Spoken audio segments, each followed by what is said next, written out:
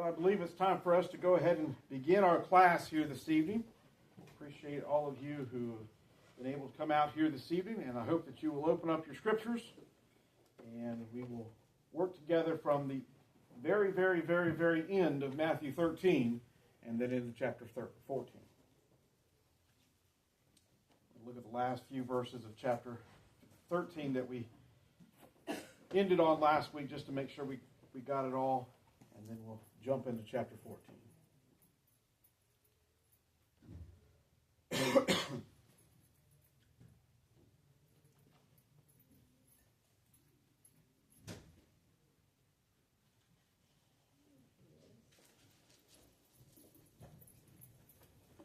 All right, let's go ahead and begin with a prayer. That's pretty good.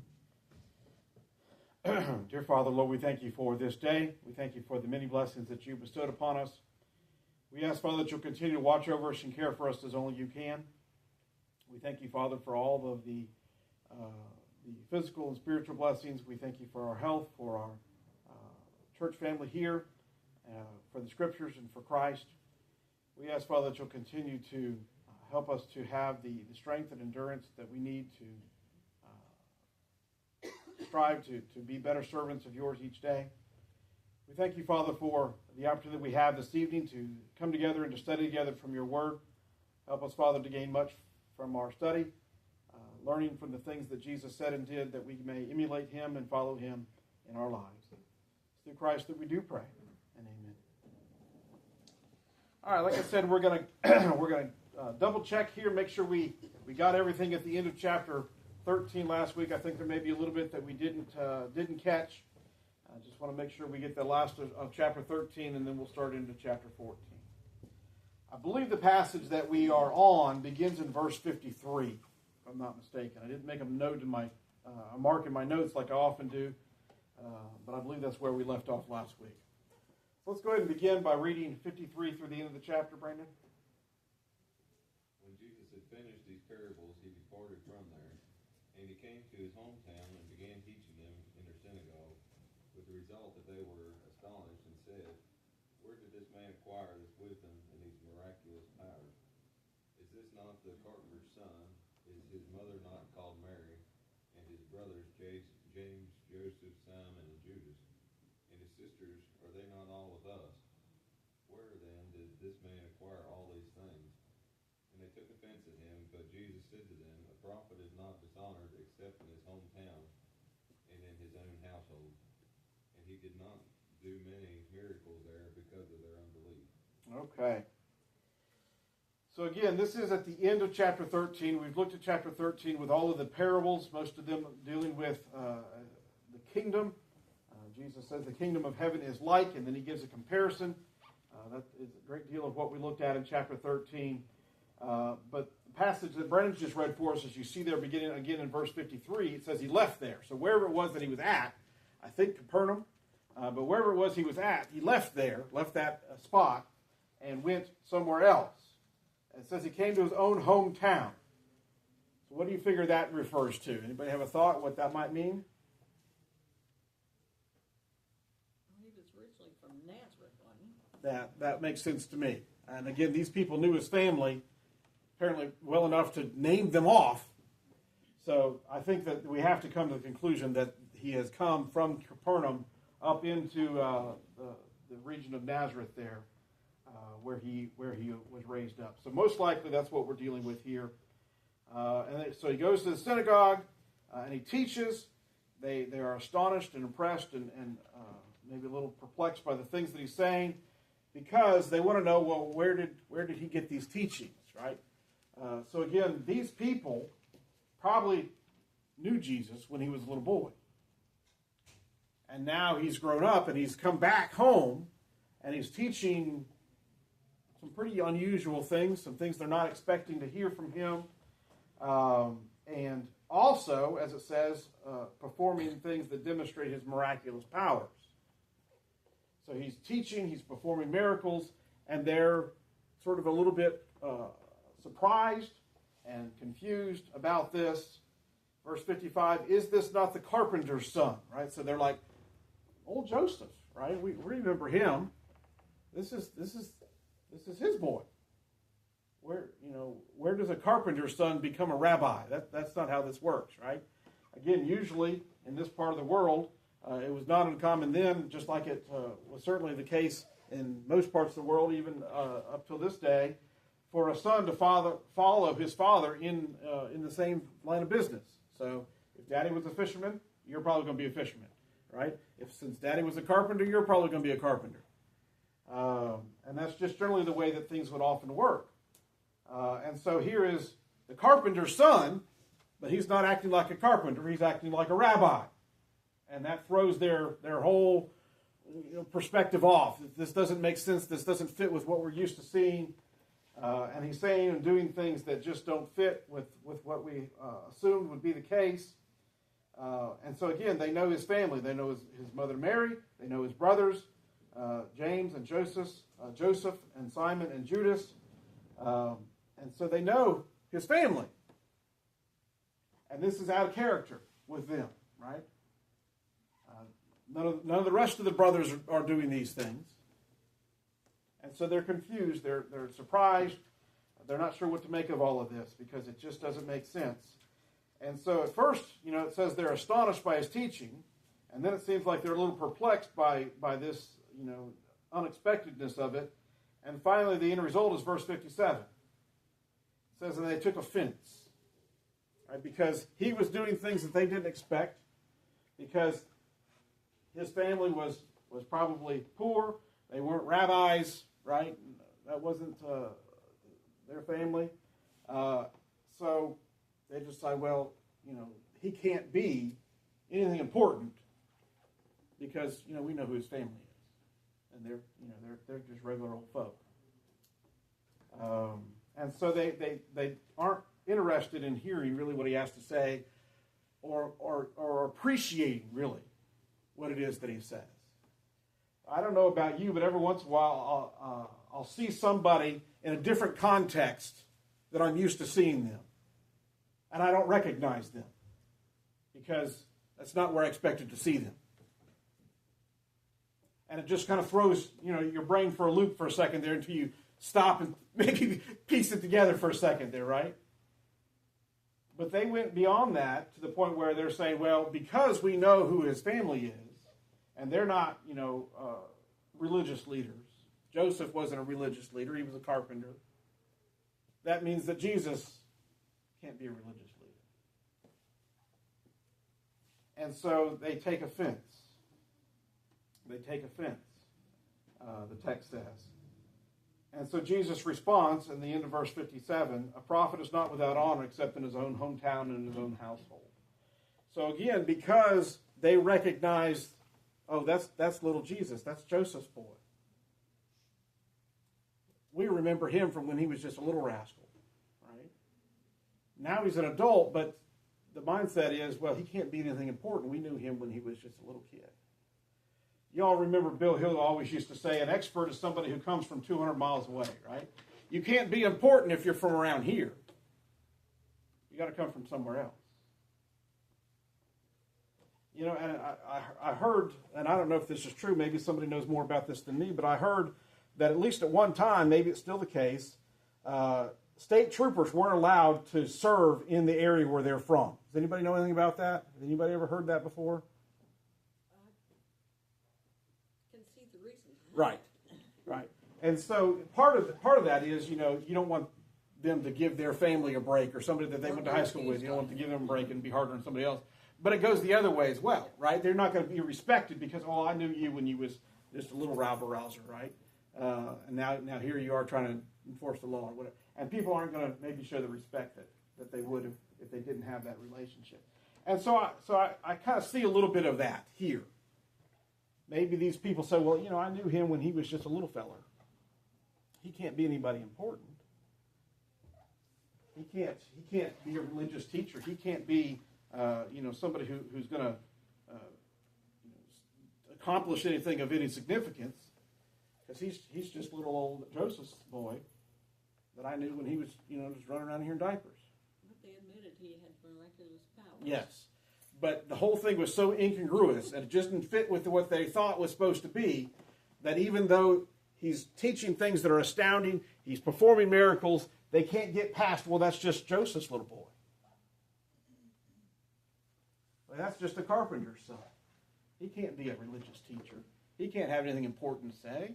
Sometimes that happens in the school system. Okay, how so? Well, there are people who look at kids and say, well, he's dumb as a rock. But they've never really put enough effort to find out what his gifts are. Oh, what her okay. gifts are.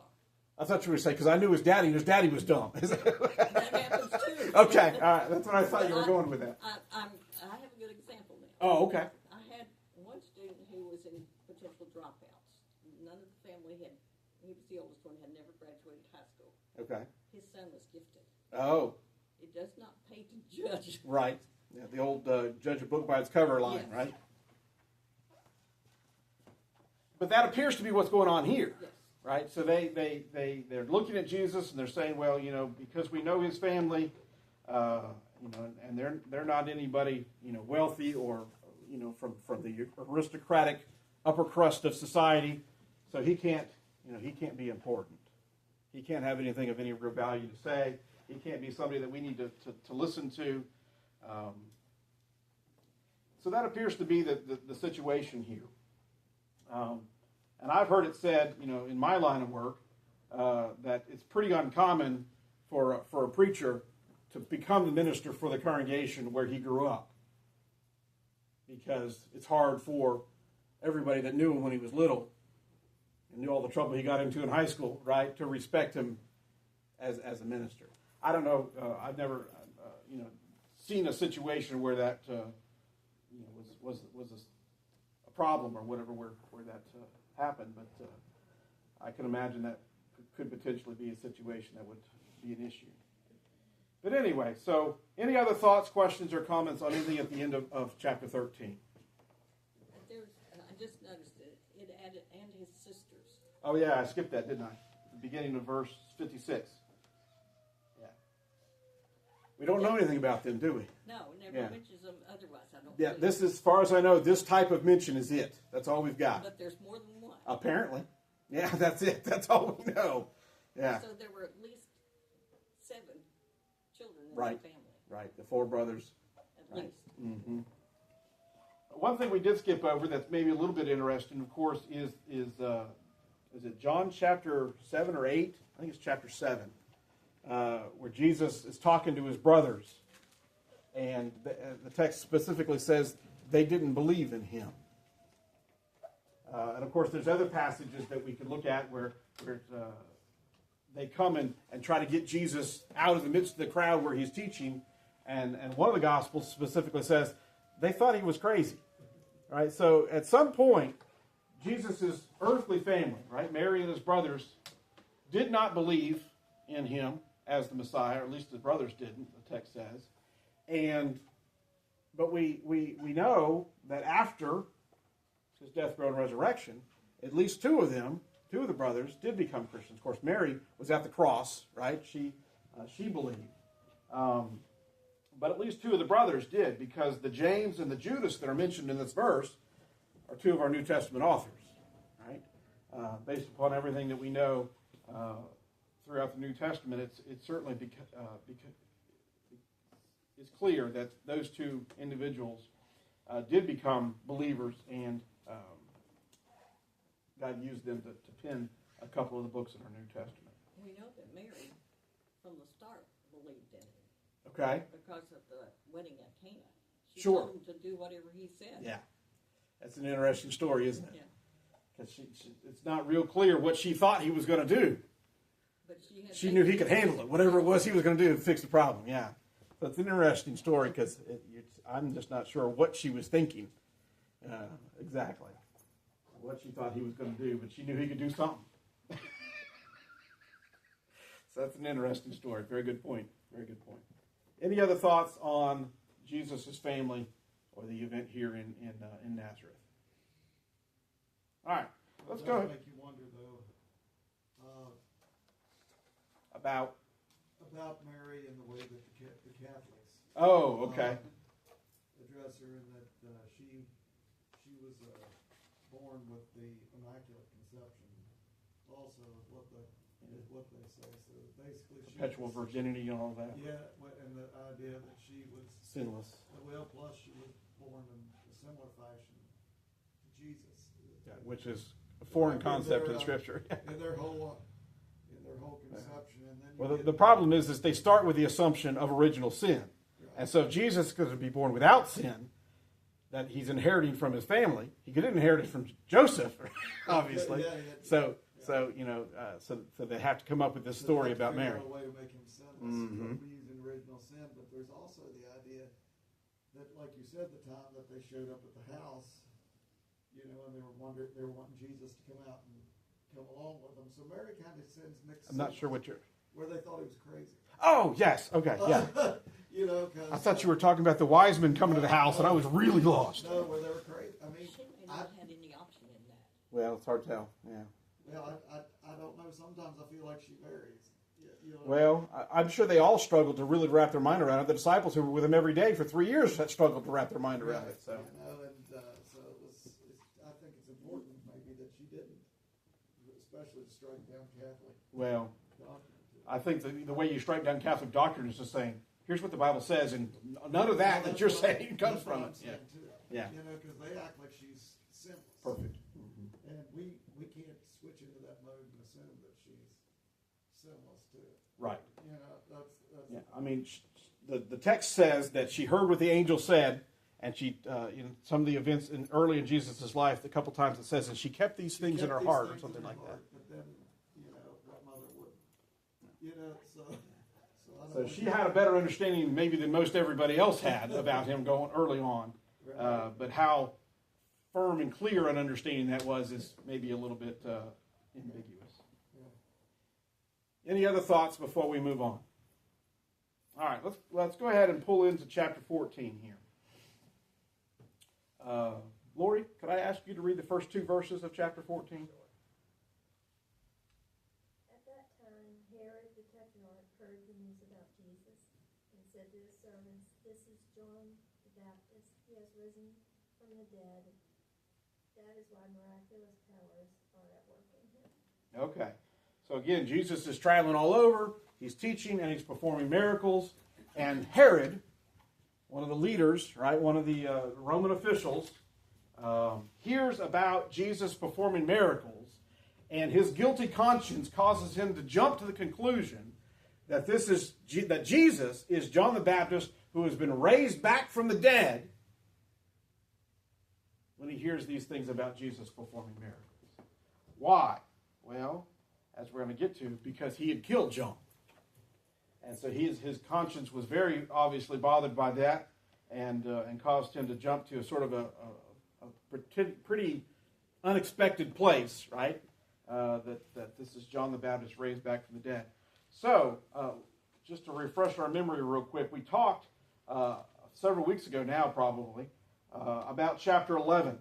So at the beginning of chapter 11, Jesus talks to some disciples of John, and then he talks about John. And at that point, John was in prison when he sent his disciples to Jesus.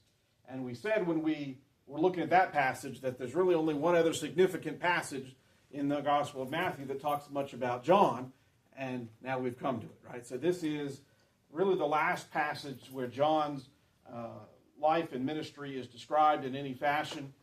And again, it's really after his death, right? He's already been killed by Herod. We're going to get the story of how that happened in this passage, but in the time frame here, the timeline of the Gospel of Matthew here, John's already dead, and we're looking back at how that took place in this passage. So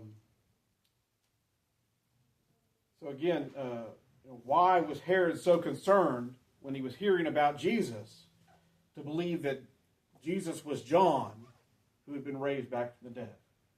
All right, so that's what we're going to be trying to understand, why he has such a guilty conscience about John and his death, and that would cause him to interpret the miraculous deeds of Jesus in this fashion. Any thoughts before we move on to verses 3 through 5? He had a guilty conscience. Yeah, I think so too. Yeah. Steve, could I ask you to read 3 through 5? Yes, just one second, I turned away for That's fine. Matthew 14. Yes, sir. For Herod had laid hold on John and bound him, and put him in prison for Herodias' sake, his brother Philip's wife. For John said unto him, It is not lawful for thee to have her. And when he would have put him to death, he feared the multitude, because they counted him as a prophet. Okay, so we'll stop there for the moment and get the first half of it here. All right, so the point is that at some point in John's ministry, he had gone, apparently, to Herod and said to him, what you're doing is wrong. You know, how many people in that day and age would have walked up to a Roman official and said to them to their face, what you're doing is wrong? Most people probably wouldn't have had the guts to say something like that because the Romans didn't have any qualms about putting someone to death. I mean, that was a Tuesday for them, right? That's just what you do. And so for John to go to Herod and to tell him that he was engaged in something that was wrong shows the courageous nature of John's ministry, right? He wasn't afraid to talk to the Pharisees. He wasn't afraid to talk to the Roman soldiers. He wasn't afraid to talk to anybody. Even somebody with the power that Herod had here. So just to refresh our memories here, this is not the Herod that tried to kill Jesus when he was first born. This is his son. Okay? So that Herod we usually refer to as Herod the Great, the first Herod. This is the second generation here. He's also called Herod. But it refers to him having a brother named Philip, right? So I think there were 4 sons, if I'm not mistaken, and Herod the Great's kingdom was divided up amongst those 4 sons, and so this Herod has a small portion of his father's realm that he had reigned over, and I believe, if I'm not mistaken, it's kind of in the Galilee area, not down in Jerusalem, but up in Galilee. Anyway, the bottom line is Herod had been obviously confronted by John here, telling him that you can't do what you're doing. What was it that he was doing that John was confronting him about? What was John saying was sinful? He'd taken his brother's wife. Right. So his brother Philip was married to a woman named Herodias. And I forget where it is, but she's already related in the family somehow, and I'd have to research it and remember how. But the point of the matter is, that was the way that things were often done in these ruling families. Not just in this time, in this place, but in a lot of times, in a lot of places, they would keep it all in the family, right? You ever heard of the Habsburgs? Does that name ring any bells for you? The Habsburgs were European rulers, like in, the 1500s or something like that, Steve? Is that right? Well, they were them, but they kept on. Yeah, anyway. But the point of the matter is, was it their nose or their chin or something? I can't remember now what it was, but they intermarried amongst their own family so often that they began to develop very strange features. I can't remember now whether it was a big nose or a big chin or something like that, but they developed these features because of this intermarrying within their own family. But the reason why royal families and such would do... Was it the jaw? I knew it was something like that. Anyway, the reason they would do that was just to keep the power in the family, right? Just like today, right? The political parties want to keep their power, right? If you've heard anything about what they're doing in Virginia right now with what's called gerrymandering, right? You ever heard that phrase before? They're trying to make sure that their party stays in power, and so they're going to do whatever needed, right, to make it stay that way. But the point of the matter is, that's not a new thing. That's not a new problem. That's not an American problem. Anytime a group of people or a family of people gets into a position of power, almost without fail, they'll do pretty much anything to keep that power. And that's what's going on here in this family with Herod. So that's why we're looking at this situation here with with him marrying somebody who was already a relative of his. And then to top it all off, she was his brother's wife too. So they were already related in one way, and now she gets separated from Philip and marries her brother-in-law, Herod. And again, it's all about maintaining power in the region there. Anyway, the bottom line is, of course, what is that? Well, that's sinful, right? You can't divorce one brother and marry the other one. And that's what had been done here. And so John says to her, verse 4, it is not lawful for you to have her. It's not right. Lawful under Roman law? No, the Romans didn't under Jewish law. Well, why did Herod care about that? Well, Herod fancied himself somewhat Jewish, right? I believe he's generally considered to be what's called an Idumean, which is sort of half Jewish and sort of half Edomite. If you remember the Edomites from Jacob and Esau, that we talked about Sunday morning.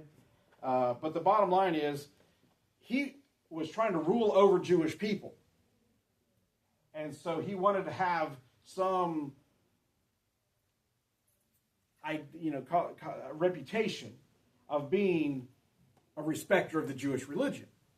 And so when John comes to him and says, well, you're not following the Jewish religion, that was sort of a threat to his legitimacy as a ruler. And so this wasn't just a simple saying, well, you ought not do that. Right? He would have taken this as a political threat more than a moral problem. And so, if one of my subjects comes up to me and tells me something I don't want to hear, I'm not going to stand for it, right? And that's what's going on here. Herod says, I'm not going to stand for this. And so, as it says in verse 3, he had him arrested and bound and put him in prison. And verse 5, he wanted to put him to death. So he was already in prison, and Herod's going, well, I'd really like to kill him, but I can't. Why? Why couldn't Herod kill John? He was afraid of the crowd. Right. So just like every politician ever, right?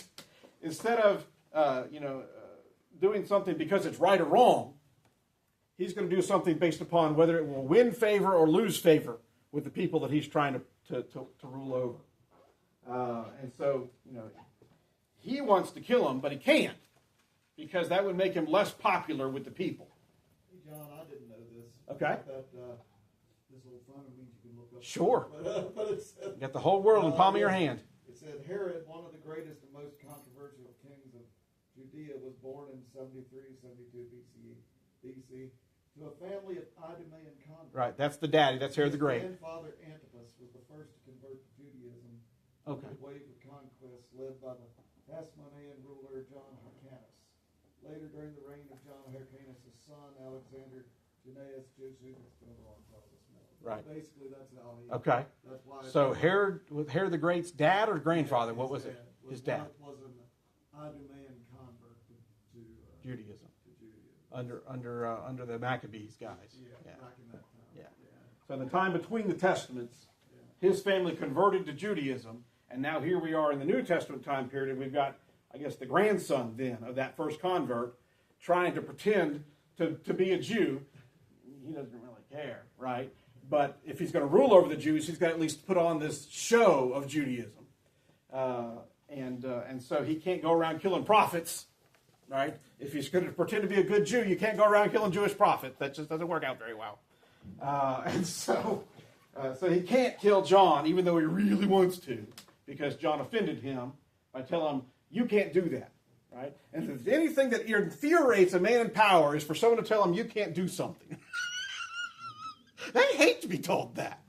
And that's what John told him, right? You can't do that. It's not right. And so it offended him in that way. It offended him because it was a shot at his legitimacy as a ruler, and it offended him, because he was being told, well, your marriage isn't religiously right. And so, at least 3 different levels of why he didn't want to hear what John had to say. But he had not gone through with what he wanted to do because he feared the people. He wanted to not cause any sort of uprising. Again, you have to remember Herod here, he's sort of low man on the totem pole in one respect, right? Because he's got Roman officials over him. He has to report to. And so if he doesn't do a good job keeping his people in check, if there's some sort of uprising, some sort of rebellion, then his job, right, is on the line. And that happened often. The Roman Empire was huge. They conquered lots and lots of different peoples, and they put various and sundry people over different areas. And if you didn't, do it the way somebody said you had to, over in Rome, then you were out and somebody else would be in, right? And so, at one point you see him as a ruler, but you also have to remember that there were other rulers over him, and so he's sort of caught in the middle here, trying to please both those people who are over him and those people that he's ruling over. And so he finds himself in a little bit of a pickle here, trying to please everybody. As the old saying goes, you can't please everybody all the time. And that's what he's trying to do. Any other thoughts before we move on to verses 6 through 8? All right. Anybody would like a turn to read out loud who hasn't had a turn yet? I guess we're back to you then, 6 through 8. Well, when Herod's birthday came, the daughter of Herodias danced before them and pleased Herod, so much that he promised with an oath to give her whatever she asked. And after being prompted by her mother, she said, "Give me the head of John the Baptist here on the platter." Okay. So we've talked about Herod. We've talked about his political situation here. And now we've got this birthday party. And if you go down to verse 9, it talks about his dinner guests. And I think one of the other Gospels tells us that these aren't just, his friends. These are other people of importance, right? And so we've got all of these important people at Herod's house, and here comes Herodias in as part of the festivities, and she does this little dance, and he says, "Wow, you're a great dancer. I'll give you whatever you ask for." Well, what do you call that? You call that foolish, is what you call that, right? You're making a promise to somebody, right? Because he even goes as far as to say, whatever you asked. And I think one of the other Gospels says that he used the phrase, "up to half my kingdom." So he was simply saying to her, anything you want. Anything you want. Well, anybody who's raised children knows that you can't tell the child, "I'll give you anything you want," because they'll come up with something that you don't want to give them, right? And so here we go, right? So he's made this foolish vow, this promise here. Verse 7, he promised with an oath to give her whatever she asked. So this is in their culture, in their way of thinking, this was a binding agreement that he has made with her. It might not sound like it to us, or we might not think of it that way, but that's absolutely the way that they would have thought about it. And so what happens? Well, she goes and she asks her mom, "What should I ask for?" Well, who's mom? Mom is Herodias, the woman that John had said, "You can't be married to him." And she didn't like that any more than Herod did. Shocking. Probably liked it less. Yeah. And so it's pretty clear that she had held a grudge, right, against John for however long this has been. And here is her opportunity to get her revenge. And she does so with speed, right? She takes full advantage of this opportunity to get rid of this one who has said something that she didn't want to hear. And so she says to her daughter, "Ask for the head of John the Baptist." In other words, I want him dead. I want him dead. With his head on a platter. Yeah. So it's pretty grisly, is the point. Pretty grisly. This wouldn't make it in a PG-13 movie. Any other thoughts before we go on to the end of the section? All right. Lori, would you care for 9 through 12? Is that all right? Yeah.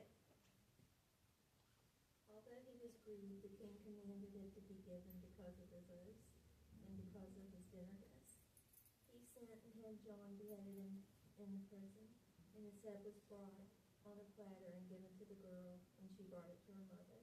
His disciples came and took away the body and buried it, and they went and reported it to Jesus. Perfect. Thank you. All right. So as we look at verse 9, the first phrase there, at least in my translation, is rendered, although he was grieved. So he, being Herod, was grieved about this situation where he now is forced to kill John the Baptist. Well, a minute ago, verse 5 said he wanted to kill him. Now, verse 9 says he didn't really want to kill him. He got over his anger. Well, maybe so. If you compare this passage to the parallel in Mark chapter 6, I think it clears it up a little bit by saying that it was actually Herodias who was the one holding the grudge against John for condemning their immoral relationship, while Herod, that's Mark chapter 6 and verse 19. The next verse, verse 20, talks about the fact that Herod understood John to be a righteous and holy man, had actually sought to keep John safe, and had enjoyed speaking to John, even though maybe he didn't really understand what John was trying to teach him. He liked to listen to what John had to say, which sort of reminds me of a passage where Paul is in prison, and it was at Felix that said he would like to listen to what Paul had to say, even if he didn't really seem to believe it or accept it fully. So, it was sort of a curiosity maybe, but either way, the bottom line was, maybe it was he got over his anger, maybe he began to respect John, whatever it was. Apparently by this point, he was no longer in favor of killing John. He might have been at one time, but he's not now. Well, but it doesn't matter what his desire is, because of his foolish promise.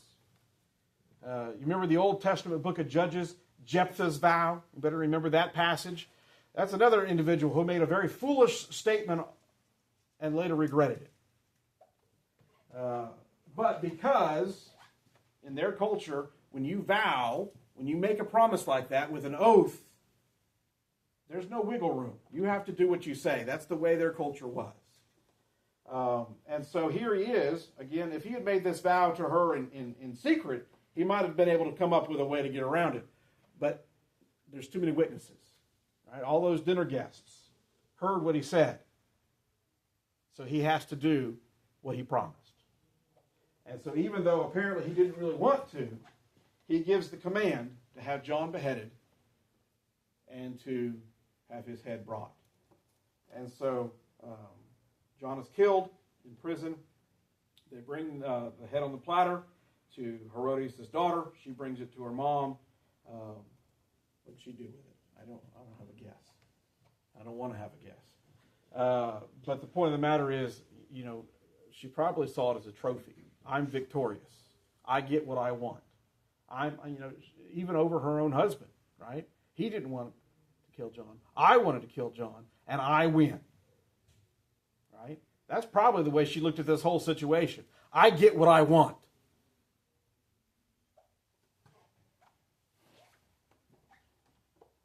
And so she did. She got exactly what she wanted.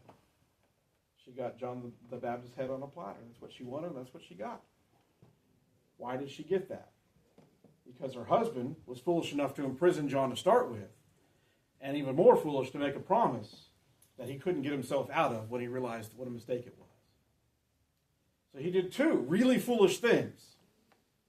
Three, he married that one. Well, there you go. Absolutely. She was Going to run out of fingers if we keep counting very long.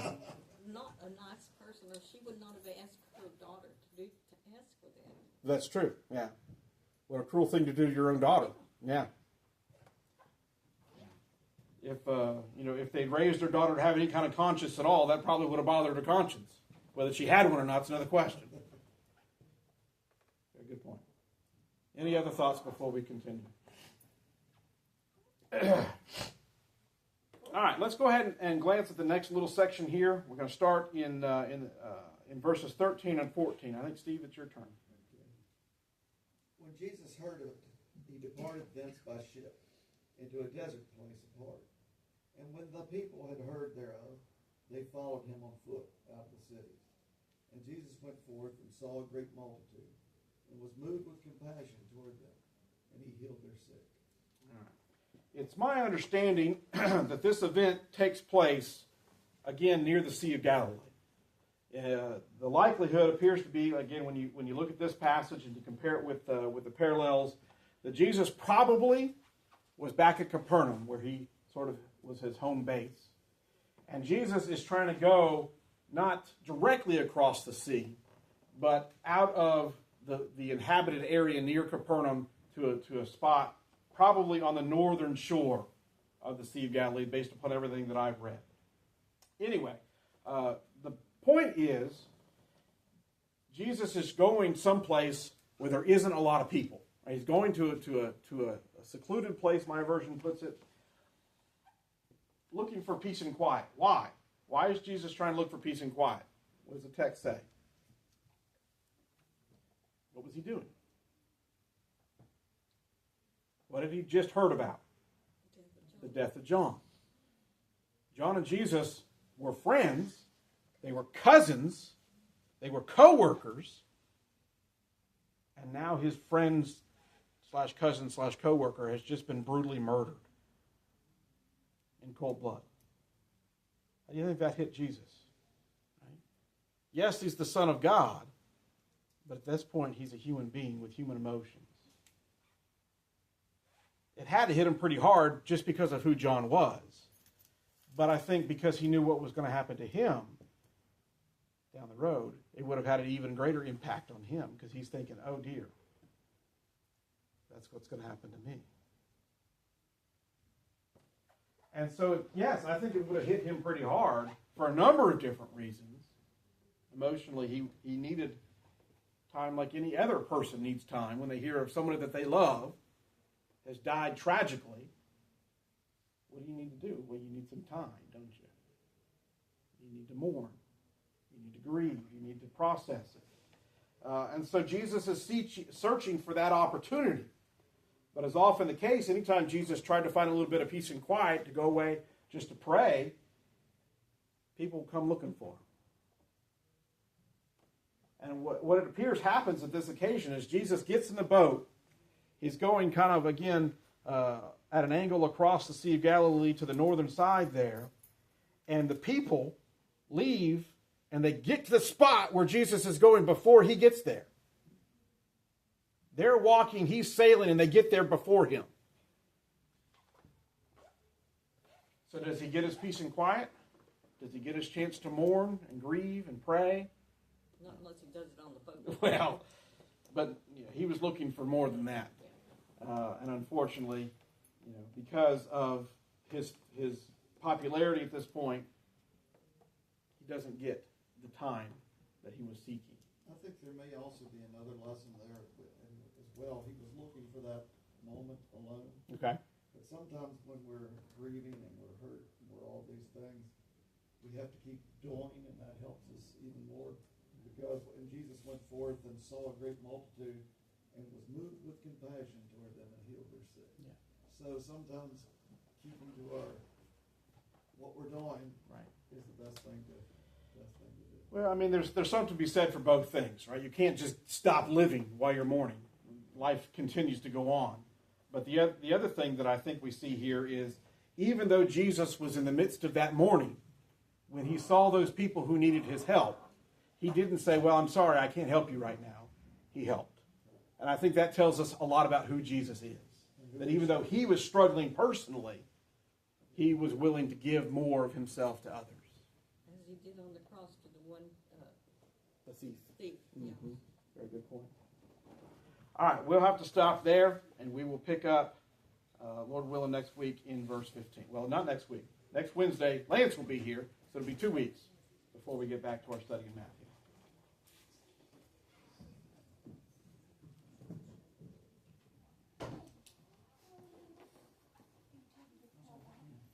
That's what we're just talking about.